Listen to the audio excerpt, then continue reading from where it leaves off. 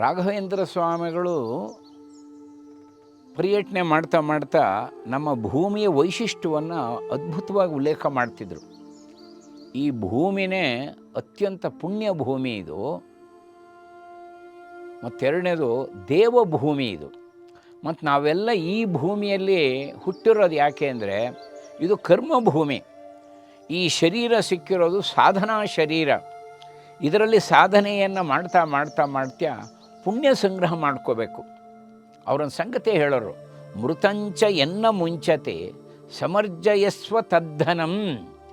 ಇದು ಮಹಾಭಾರತದಲ್ಲಿ ಬರುವಂಥ ಶ್ಲೋಕ. ಇದು ಭಗವಾನ್ ವೇದವ್ಯಾಸರು ತನ್ನ ಮಗ ಶುಕನಿಗೆ ಮಾತು ಹೇಳ್ತಾರೆ.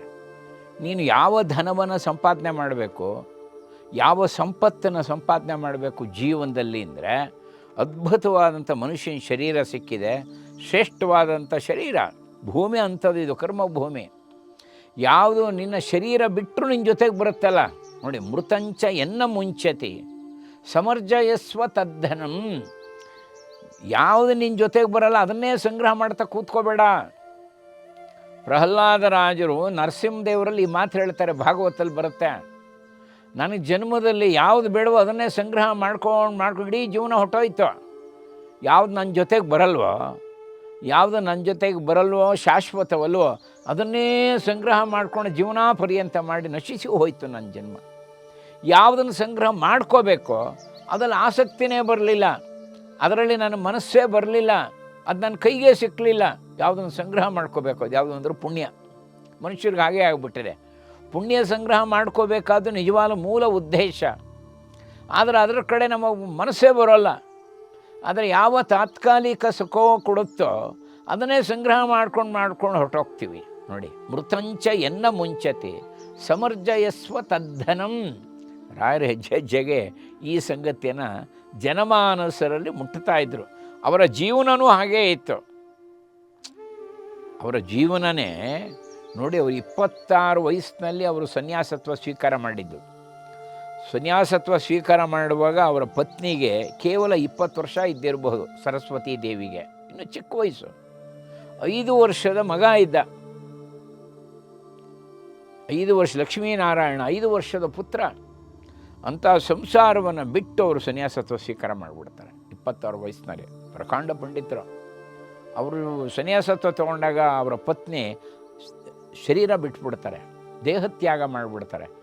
ನಾನು ನನ್ನ ಪತಿಯ ಸೇವೆ ಮಾಡದೇ ಇದ್ಮೇಲೆ ಈ ಶರೀರಕ್ಕೆ ಏನು ಬೆಲೆ ಇದೆ? ಅವರನ್ನು ದರ್ಶನ ಮಾಡೋ ಹಾಗಿಲ್ಲ, ಅವರ ಸೇವೆ ಮಾಡೋ ಸೌಭಾಗ್ಯ ಇಲ್ಲ ನನಗೆ ಅಂದಮೇಲೆ ನನ್ನ ಬದುಕೇನು ಸಾರ್ಥಕ? ಈ ರೀತಿ ಚಿಂತನೆ ಮಾಡಿಬಿಡ್ತಾರೆ. ಮಗು ಬರೀ 5 ವರ್ಷದ ಬಾಲಕ, ಆಗಷ್ಟೇ ಉಪನಯನ ಆಗಿರುತ್ತೆ. ಅಂದರೆ ಅವರ ಜೀವನವನ್ನೇ ತ್ಯಾಗ ಮಾಡಿಬಿಟ್ರು. ವೇದದಲ್ಲಿ ಒಂದು ಮಾತಿದೆ, ಯಾರಿಗೆ ಅಮರತ್ವ ಸಿಗುತ್ತೆ ಅಂದರೆ ನ ಕರ್ಮಣ ನ ಪ್ರಜಯ ಧನೇನ. ಯಾರು ಜೀವನದಲ್ಲಿ ತುಂಬ ಕಷ್ಟಪಡ್ತಾರೆ ಅವರಿಗೆ ಅಮರತ್ವ ಸಿಗುತ್ತೆ ಅಂತೇನಿಲ್ಲ. ಯಾಕೆಂದರೆ ಅವರು ಯಾವ ಉದ್ದೇಶ ಕಷ್ಟಪಟ್ಟಿದ್ದಾರೆ ಅನ್ನೋದು ಬಹಳ ಮುಖ್ಯ. ನ ಪ್ರಜಯ, ತುಂಬ ಮಕ್ಕಳನ್ನ ಪಡೆದವರು ಅಥವಾ ತುಂಬ ಶಿಷ್ಯರನ್ನು ಪಡೆದವರು ಅಮರತ್ವ ಪಡೀತಾರೆ ಅಂತಲೂ ಏನಿಲ್ಲ. ಧನೇನ, ತುಂಬ ಹಣ ಸಂಪಾದನೆ ಮಾಡಿದವರು ಕೂಡ ಬೇಕಾದಷ್ಟು ಹಣ ಇದೆ, ಅವರಿಗೆ ಅಮರತ್ವ ಸಿಗುತ್ತೆ ಅಂತೇನಿಲ್ಲ. ಹಾಗಾದ್ರೆ ಯಾರಿಗೆ ಸಿಗುತ್ತೆ? ವೇದ ಹೇಳುತ್ತೆ, ತ್ಯಾಗೇ ನೈಕೆ ಅಮೃತತ್ವ ಮಾನಶೋ. ಯಾರು ತನ್ನ ಜೀವನದಲ್ಲೇ ಧರ್ಮಕ್ಕೋಸ್ಕರ, ದೇಶಕ್ಕೋಸ್ಕರ ತ್ಯಾಗ ಮಾಡ್ತಾರೋ ಅವರಿಗೆ ಅಮರತ್ವ ಸಿಗುತ್ತೆ. ಇದು ವೇದದ ಮಾತಿದು. ಶಿಕ್ಷಾವಲ್ಲಿಯಲ್ಲಿ ಉಲ್ಲೇಖ ಬರುತ್ತೆ. ಇದು ಈ ಸಂಗತಿ ವೇದದ ಉಪದೇಶದು. ಹಾಗೆ ತಮ್ಮ ಇಡೀ ಜೀವನವನ್ನೇ ತ್ಯಾಗ ಮಾಡಿದಂಥ ಮಹಾನ್ ಭಾವರು ರಾಘವೇಂದ್ರ ಸ್ವಾಮಿಗಳು ಚಾತುರ್ಮಾಸಕ್ಕೋಸ್ಕರ ಕೊಲ್ಹಾಪುರಕ್ಕೆ ಹೋಗ್ತಾರೆ. ಕೊಲ್ಹಾಪುರದಲ್ಲಿ ಅವರು ನೆಲೆಸ್ತಾರೆ 4 ತಿಂಗಳು ಚಾತುರ್ಮಾಸಕ್ಕೋಸ್ಕರ. ಅಲ್ಲಿ ಸ್ವತಃ ಶಿವಾಜಿ ಮಹಾರಾಜರಿಗೆ ಮಾರ್ಗದರ್ಶನ ಮಾಡ್ತಾ ಇದ್ದಂಥ ನಾರೋಪಂಥ ಹನುಮಂತೆ ಅಂತ, ಮಾಧ್ವ ಪಂಡಿತರವರು. ನಾರೋಪಂಥ ಹನುಮಂತೆ ಅಂಥೇಳಿ ಶಿವಾಜಿ ಮಹಾರಾಜ್ಗೆ, ಛತ್ರಪತಿ ಶಿವಾಜಿ ಮಹಾರಾಜಿಗೆ ಮಾರ್ಗದರ್ಶಕರು. ಅವರು ಹೇಳ್ತಾರೆ, ಶಿವಬಾ ನೀನು ಏನಾದರೂ ಮಾಡಿ ರಾಘವೇಂದ್ರ ಸ್ವಾಮಿಗಳ ಆಶೀರ್ವಾದ ಪಡ್ಕೋ, ಬಹಳ ಶ್ರೇಷ್ಠ ಸಂತರಪ್ಪ, ಅವ್ರ ಬಗ್ಗೆ ತುಂಬ ಕೇಳಿದ್ದೀನಿ ನಾನು. ಇದನ್ನು ಕೇಳೋದು ಕೂಡಲೇ ಶಿವಾಜಿಗೆ ಆನಂದವಾಗಿಬಿಡತ್ತೆ. ಎಲ್ಲ ಸನ್ಯಾಸಿಗಳನ್ನು, ಶ್ರೇಷ್ಠ ಸನ್ಯಾಸಿಗಳನ್ನು, ತ್ಯಾಗಿಗಳನ್ನು ಅತ್ಯಂತ ಗೌರವದಿಂದ ಕಾಣ್ತಾ ಇದ್ದಂಥ ಮಹಾನ್ ಭಾವ ಛತ್ರಪತಿ ಶಿವಾಜಿ. ತಾನು ಈ ಸನಾತನ ಹಿಂದೂ ಧರ್ಮಕ್ಕೋಸ್ಕರನೇ ಇಡೀ ಜೀವನವನ್ನೇ ಸಮರ್ಪಣೆ ಮಾಡಿಕೊಂಡಂಥ ಮಹಾನ್ ಭಾವ. ರಾಘವೇಂದ್ರ ಸ್ವಾಮಿಗಳು ತಮ್ಮ ಅರಮನೆಗೆ ಬರಬೇಕು ಅಂತ ಆಮಂತ್ರಣ ಕೊಡ್ತಾನೆ, ಪ್ರಾರ್ಥನೆ ಮಾಡ್ತಾನೆ. ಅದರಂತೆ ರಾಯರು ಹೋಗ್ತಾರೆ. ಯಾರು ಎಲ್ಲೂ ಇಲ್ಲ ಅಂತ ಹೇಳ್ತಾ ಇರಲಿಲ್ಲ. ರಾಘವೇಂದ್ರ ಸ್ವಾಮಿಗಳು ಛತ್ರಪತಿ ಶಿವಾಜಿ ಮಹಾರಾಜ ಅರಮನೆಗೆ ಬರುವಾಗ ಸ್ವತಃ ಶಿವಾಜಿ ಮಹಾರಾಜರ ತಾಯಿ ಜೀಜಾಬಾಯಿ, ಶಿವಾಜಿ ಮಹಾರಾಜರ ಪತ್ನಿ ರಾಣಿ ಹಾಗೂ ಶಿವಾಜಿ ಮಹಾರಾಜರ ಪುತ್ರ ಸಂಭಾಜಿ ಇವರೆಲ್ಲ ಕಾಯ್ತಾ ಇದ್ದಾರೆ. ಶಿವಾಜಿ ಮಹಾರಾಜರ ಮಾರ್ಗದರ್ಶಕರಾದಂಥ ನಾರೋಪಂತ ಹನುಮಂತೆ ತುಂಬ ವೃದ್ಧರು ಅವರು ಕಾಯ್ತಾ ಇದ್ದಾರೆ. ಎಲ್ಲ ಮಂತ್ರಿಗಳೆಲ್ಲ ಕಾಯ್ತಾ ಇದ್ದಾರೆ. ರಾಯರು ಪ್ರವೇಶ ಮಾಡ್ತಾರೆ.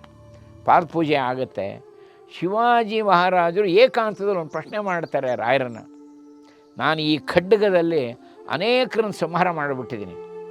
ಯಾಕೆಂದರೆ ಮೊಘಲರು ಅವಾಗ ಅನೇಕರು ಬಹಳ ಧರ್ಮದ ದಾಂಧಲೆ ಮಾಡ್ತಿದ್ರು. ಅನೇಕ ದೇವಾಲಯ ಹೊಡಿತಾ ಇದ್ದರು, ಅನೇಕ ಹೆಣ್ಮಕ್ಳನ್ನ ಅಪಹರಣ ಮಾಡ್ತಿದ್ರು, ಬೇಕಾದಷ್ಟು ಗುರುಗಳಿಗೆ ಬೆಂಕಿ ಇಡ್ತಾಯಿದ್ರು. ಇದನ್ನೆಲ್ಲ ತಡಿಲಾರದೆ ಈ ಖಡ್ಗದಿಂದ ನಾನು ಅನೇಕರನ್ನ ಹತ್ಯೆ ಮಾಡಿಬಿಟ್ಟಿದ್ದೀನಿ. ನನಗೆ ಈ ರೀತಿ ನರಹತ್ಯೆಯ ದೋಷ ಏನಾದ್ರು ಬರುತ್ತಾ, ನಾನು ಮಾಡಿದ ತಪ್ಪಾಯ್ತಾ ಅದು ಅಂತ ಪ್ರಶ್ನೆ ಮಾಡ್ತಾರೆ. ರಾಯರು ಹೇಳ್ತಾರೆ, ತಪ್ಪೇನಲ್ಲ ಶಿವಬ್ಬ, ಅದು ನಿಮ್ಮ ಆದ್ಯ ಕರ್ತವ್ಯ. ಭವಾನಿ ಖಡ್ಗ ಇರೋದೇ ಅದಕ್ಕೋಸ್ಕರ, ಧರ್ಮ ಉಳಿಸೋಕ್ಕೋಸ್ಕರ. ನನ್ನ ಕರ್ತವ್ಯ ಬ್ರಹ್ಮ ತೇಜಸ್ಸು.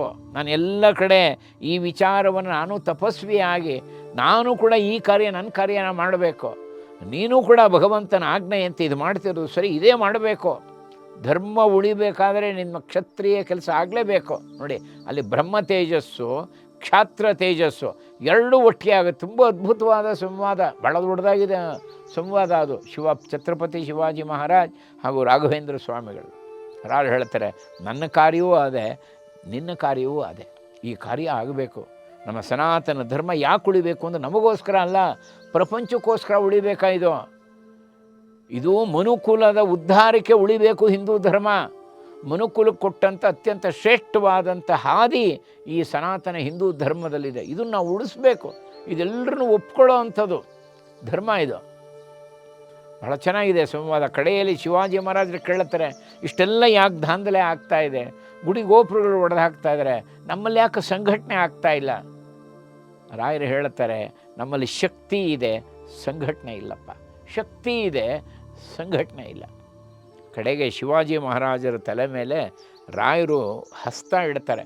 ರಾಯರ ಅಮೃತ ಹಸ್ತ ಶಿವಾಜಿ ಮಹಾರಾಜರ ತಲೆ ಮೇಲೆ ಬಿದ್ದಾಗ ಏನೋ ಒಂಥರ ಅಪರೋಕ್ಷ ಜ್ಞಾನ ಬಂದಾಗ ಆಗ್ಬಿಡುತ್ತೆ. ಶಿವಾಜಿ ಮಹಾರಾಜರಿಗೆ ಪುಳುಕಿತರಾಗ್ಬಿಡ್ತಾರೆ. ಏನು ಶಕ್ತಿ ಆ ಒಂದು ವೈಬ್ರೇಷನ್ನು, ಪುಳುಕಿತರಾಗ್ಬಿಡ್ತಾರೆ ಶಿವಾಜಿ ಮಹಾರಾಜ್ ಹೇಳ್ತಾರೆ, ಅದ್ಭುತ ಶಕ್ತಿ ನಂಗೆ ಪ್ರಾಪ್ತಿ ಆಗ್ತಿತ್ತು. ಒಳ್ಳೆ ಮಾರ್ಗದರ್ಶನವನ್ನು ನನಗೆ ಕೊಟ್ಟರೆ ಇನ್ನೂ ಉತ್ಸಾಹದಿಂದ ಈ ಧರ್ಮದ ಕಾರ್ಯವನ್ನು ನಾನು ಮಾಡ್ತೇನೆ ಅಂತೇಳಿ ಆ ಖಡ್ಗವನ್ನು ಇಟ್ಟು ರಾಯರಿಗೆ ನಮಸ್ಕಾರ ಮಾಡ್ತಾರೆ. ತುಂಬ ಅದ್ಭುತವಾದಂಥ ಭೇಟಿ.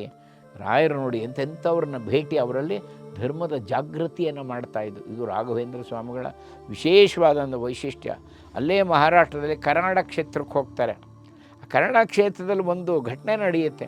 ಅಲ್ಲಿ ಯಾರೋ ಒಬ್ಬರು ಮನೇಲಿ ಇಳ್ಕೊತಾರೆ, ಅವ್ರು ಪ್ರಾರ್ಥನೆ ಮಾಡ್ಕೋತಾರೆ, ಮೂಲ ರಾಮದೇವ್ರನ್ನ ಇಲ್ಲಿಗೆ ತಂದು ತಾವು ಪೂಜೆ ಮಾಡಬೇಕು ನಮ್ಮ ಮನೇಲಿ. ತುಂಬ ಭಕ್ತಾದಿಗಳನ್ನೆಲ್ಲ ಸೇರಿಸ್ತಾರೆ. ಅಲ್ಲಿ ಆ ವ್ಯಕ್ತಿಯೊಬ್ಬರು ಇರ್ತಾರೆ, ವಾಸುದೇವ ಪಂತ ಅಂಥೇಳಿ. ಭಾಳ ಶ್ರೇಷ್ಠ ವ್ಯಕ್ತಿ ವಾಸುದೇವ ಪಂತರು, ಭಾಳ ಪ್ರಖ್ಯಾತ ವ್ಯಕ್ತಿ. ಅವರು ಮನೆಯಲ್ಲಿ ರಾಯರು ಇಳ್ಕೊಂಡಾಗ ಕನ್ನಡ ಕ್ಷೇತ್ರದಲ್ಲಿ ಅವರ ಸೋದರಳಿ ಒಬ್ಬ ಬಹಳ ದೊಡ್ಡ ಸಂಗೀತಗಾರ, ತುಂಬ ಸುಶ್ರಾವ್ಯವಾಗಿ ಹಾಡ್ತಾ, ಹಿಂದೂಸ್ತಾನಿ ಹಾಡು ಹೇಳ್ತಾ ಇದ್ದವನು. ಅವನು ಬಹಳ ಪ್ರಸಿದ್ಧಿಯಾಗಿರ್ತಾನೆ. ಯಾರೋ ಅವರಿಗೆ ಅಭಿಚಾರಿಕ ಪ್ರಯೋಗ ಮಾಡಿ ಅವ್ರನ್ನ ಮೂಕರಾಗಿ ಮಾಡಿಬಿಡ್ತಾರೆ. ನೋಡಿ, ಅಭಿಚಾರಿಕ ಪ್ರಯೋಗ ಆಗಿಬಿಟ್ಟಿರುತ್ತೆ ಪಾಪ. 1 ವರ್ಷದಿಂದ ಮೂಕ ಆಗಿಬಿಟ್ಟಿರ್ತಾನೆ ಹುಡುಗ. ಹಾಡು ಹೇಳೋಕ್ಕಾಗಲಿಲ್ಲ, ಬಾಯ ತೆರೆಯೋಕ್ಕಾಗಲಿಲ್ಲ, ಧ್ವನಿ ಬರ್ತಾ ಇಲ್ಲ. ಅವ್ರು ವಾಸುದೇವ ಪಂತರು ಹೇಳುತ್ತಾರೆ ರಾಯರ ಕೇಳಿ, ಈ ಥರ ಎಷ್ಟು ಚೆನ್ನಾಗಿ ಹಾಡ್ತಾ ಇದ್ದ, ಹಿಂದೂಸ್ತಾನಿ ಸಂಗೀತಗಳನ್ನು, ದಾಸರ ಪದಗಳನ್ನೆಲ್ಲ ಹೇಳ್ತಾ ಇದ್ದ, ಮೂಕನಾಗ್ಬಿಟ್ಟಿದ್ದಾನೆ. ರಾಯರು ಹೇಳ್ತಾರೆ, ಅವನನ್ನು ಕರೆಸಿ, ಮೂಲ ರಾಮದೇವರ ಪ್ರಸಾದ ಅವನು ಕೊಡೋಣ, ಕರೆಸಿ ಅವ್ರನ್ನ ಅಂತ. ಕಡೆಗೆ ಆ ಹುಡುಗನ ಕರೆಸ್ತಾರೆ. ಚೈತನ್ಯ ಆ ಹುಡುಗ ಬಹಳ ಅದ್ಭುತವಾಗಿ, ಸುರೇಂದ್ರ ಅಂತ ಅವನ ಹೆಸರು, ಚಿರಂಜೀವಿ ಸುರೇಂದ್ರನ ಕರೆಸಿ ಅಂತಾರೆ. ಅವನು ಬರ್ತಾನೆ, ಕೂಡಿಸ್ತಾರೆ. ರಾಯರು ಇಲ್ಲಿ ಕೂತ್ಕೊಳ್ಳಪ್ಪ ಅಂಥೇಳಿ. ಕೂತ್ಕೊಂಡು ರಾಯರು, ನೋಡು, ಇವತ್ತು ಸಂಗೀತ ನಮ್ಮ ಇಲ್ಲಿ ಪೂಜೆ, ಮೂಲರಾಮನ ಪೂಜೆ ಆದಾಗ ನಿಂದು ಅದ್ಭುತ ಸಂಗೀತ ಕಚೇರಿ ನಡೆಯುತ್ತೆ. ಅವನು ಪಾಪ ಕೈ ಆಡಿಸ್ತಾನೆ, ನನ್ನ ಧ್ವನಿನೇ ಇಲ್ಲವಲ್ಲ ಅಂತ ಕಣ್ಣೀರು ಹಾಕ್ತಾನೆ. ಚಿಂತೆ ಮಾಡಬೇಡ, ನನ್ನ ಮೂಲ ರಾಮಚಂದ್ರ ನಿನಗೆ ಅನುಗ್ರಹ ಮಾಡ್ತಾನಪ್ಪ, ನೀ ಏನು ಚಿಂತೆ ಮಾಡಬೇಡ ಅಂಥೇಳಿ ಈ ತೀರ್ಥ ಸ್ವೀಕಾರ ಮಾಡು ಅಂತ ಮೂಲ ರಾಮರಿಗೆ ಅಭಿಷೇಕ ಮಾಡಿದಂಥ ತೀರ್ಥವನ್ನು ರಾಯರು ಕೊಡ್ತಾರೆ. ಅವನ ಆ ತೀರ್ಥ ಸ್ವೀಕಾರ ಮಾಡ್ತಾನೆ. ಯಾವುದೋ ಒಂದು ಅದ್ಭುತ ಶಕ್ತಿ ಪ್ರವೇಶ ಆದಾಗ ಆಗುತ್ತೆ. ರಾಯರು ಇವನನ್ನೇ ನೋಡ್ತಾರೆ, ಇವನನ್ನೇ ದೃಷ್ಟಿಸಿ ಇಟ್ಟು ನೋಡ್ತಾರೆ. ಆ ಸುರೇಂದ್ರನ್ನ ರಾಯರ ಕಣ್ಣಿಂದ ಯಾವುದೋ ಒಂದು ಬೆಳಕು ಬಂದ ಹಾಗೆ ಆಗುತ್ತೆ. ಅವನಿಗೆ ಯಾವುದೋ ಬೆಳಕು ಬಂದು ಒಳಗೆ ಪ್ರವೇಶ ಮಾಡಿ ಕಂಠದಲ್ಲಿ ಪ್ರವೇಶ ಮಾಡಿದ ಹಾಗಾಗ್ಬಿಡುತ್ತೆ. ನೋಡ್ತಾನೆ, ಏನೋ ಬೆಚ್ಚಿ ಬಿದ್ದಾಗ ಆಗ್ಬಿಡುತ್ತೆ ಅವನಿಗೆ, ಏನೋ ಆಗ್ತಾಯಿದೆ ನನ್ನಲ್ಲಿ ಪರಿಣಾಮ ಅಂತ. ಒಂದು ಸಲ ಗಟ್ಟಿಯಾಗಿ ಕೂಕೊಂಡ್ಬಿಡ್ತಾನೆ, ಗುರು ಸಾರ್ವಭೌಮ ಅಂತ ಕೂಕೊಂಡ್ಬಿಡ್ತಾನೆ. ಅಲ್ಲಿರೋರಿಗೇನೋ ಆಶ್ಚರ್ಯ ಆಯ್ತು, ಏನು ಹೀಗೆ ಕೂಗ್ತಾ ಇದ್ದಾನೆ, ಗಟ್ಟಿಯಾಗಿ ಕೂಗ್ತಾನೆ, ಗುರು ಸಾರ್ವಭೌಮ ಅಂತ ಕೂಗ್ತಾನೆ. ಸುರೇಂದ್ರ ಮೂಕನಾಗಿದ್ದವನು. ಎಲ್ರಿಗೂ ಆಶ್ಚರ್ಯ, ಇದೇನು ಕೂಕೋತಾ ಇದ್ದಾನೆ, ಮಾತಾಡ್ತಿರಲಿಲ್ಲ 1 ವರ್ಷದಿಂದ. ಇದು ರಾಯರ ಪ್ರಸಾದ. ಇದು ಐತಿಹಾಸಿಕವಾಗಿ ನಡೆದಂಥ ಘಟನೆ, ಮಹಾರಾಷ್ಟ್ರದ ಕರಾಡ ಕ್ಷೇತ್ರದಲ್ಲಿ ನಡೆದಂಥ. ಅಂದರೆ ಸಾಮಾನ್ಯ ವ್ಯಕ್ತಿಗಳು ಯಾರು ಪಾಪ ಬಳಲ್ತಾ ಇದ್ದರು, ಧರ್ಮಿಷ್ಠರು, ಧರ್ಮ ಮಾರ್ಗದಲ್ಲಿದ್ದರು, ಏನೋ ಪ್ರಾರಬ್ಧ ಕರ್ಮಗಳಿಂದ ಅವ್ರಿಗೆ ದುಃಖ ಇದ್ದರೆ ದುಃಖವನ್ನು ದೂರ ಮಾಡ್ತಿದ್ರು. ಅದಕ್ಕೆ ಶ್ರೀಕೃಷ್ಣ ಚರಣಾಂಭೋಜಂ ಸ್ಮರ ದುಃಖಂ ಗಮಿಷ್ಯತಿ, ಇದರಾರು ಹೇಳ್ತಾ ಇದ್ದು. ಶ್ರೀಕೃಷ್ಣ ಚರಣಾಂಭೋಜಂ ಸ್ಮರ ದುಃಖಂ ಗಮಿಷ್ಯತಿ. ಇದು ಮೂಲ ಭಾಗವತದಲ್ಲಿ ನಾರದ ಮಹರ್ಷಿಗಳು ಭಕ್ತಿಗೆ ಹೇಳ್ತಾರೆ. ನೀ ಶ್ರೀಕೃಷ್ಣನ ಚರಣವನ್ನು ಸ್ಮರಣೆ ಮಾಡಮ್ಮ, ನಿನ್ನ ದುಃಖ ಹೊರಟೋಗುತ್ತೆ. ಹಾಗೆ ನಮಗೂ ಅಷ್ಟೇ, ಭಗವಂತನ ಚರಣವನ್ನು ಸ್ಮರಣೆ ಮಾಡಿದ್ರೆ ನಮ್ಮ ದುಃಖ ತಾನೇ ದೂರ ಆಗುತ್ತೆ. ಈ ಸಂದೇಶ ರಾಯರು ಎಲ್ಲ ಕಡೆ ಕೊಡ್ತಿದ್ರು. ಬಹಳ ಅದ್ಭುತವಾದಂಥ ಈ ರೀತಿ ಇದು ಪವಾಡ, ನಮಗೆ ಪವಾಡ ಅನಿಸುತ್ತೆ. ಧರ್ಮದಲ್ಲಿ ನಂಬಿಕೆ ಬರಲಿ, ಧರ್ಮದಲ್ಲಿ ವಿಶ್ವಾಸ ಬರಲಿ ಅಂತಾನೆ ರಾಯರು ಆ ಅನುಗ್ರಹವನ್ನು ಮಾಡ್ತಾಯಿದ್ರು. ಇದು ನಾವು ತಿಳ್ಕೊಬೇಕಾದ್ದು.